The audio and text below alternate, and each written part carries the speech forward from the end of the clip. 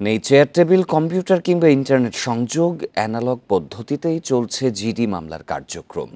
অধিকাংশ গাড়ি ভাঙচুর হওয়ায় সেবা দিতে পড়তে হচ্ছে বিপাকে।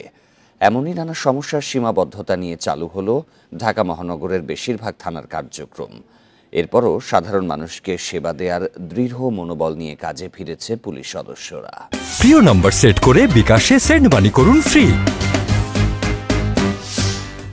থানার কার্যক্রম নিয়ে আরও জানাতে এবার মুন্সিগঞ্জ থেকে যোগ দিচ্ছেন সহকর্মী জিতু রায়। জিতু, স্বাভাবিক যে কার্যক্রম থানা পরিচালনা করে সেই অবস্থায় ফিরতে আর কতদিন সময় লাগতে পারে, আর এই মুহূর্তে কিভাবে সেবা দেয়া হচ্ছে?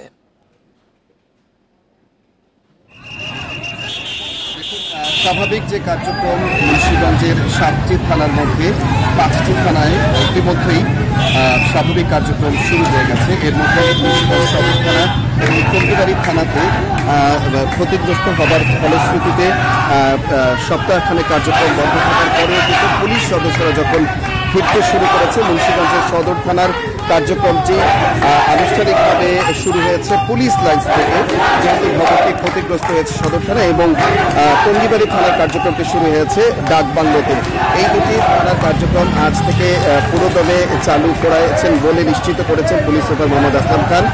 এবং বাকি 5টি থানার কার্যক্রম স্বাভাবিক গতিতেই চলছেন এবং বাংলাদেশ সেনাবাহিনী সহ শিক্ষার্থীদের অংশগ্রহণে এই সহযোগিতার মাধ্যমে কিন্তু স্বাভাবিকভাবে কিন্তু এই কার্যক্রমগুলো মুন্সিগঞ্জের মানুষ কিন্তু আজ থেকে সুবিধাগুলো ভোগ করতে পারছে। পাশাপাশি কর্মবিরতির পর পুলিশ সদস্যরা কিন্তু যোগদান করেছেন মুন্সিগঞ্জের 7টি থানাতে, এবং একই সাথে আমরা রাস্তায় দেখেছি আজকে ট্রাফিক পুলিশের অবস্থান।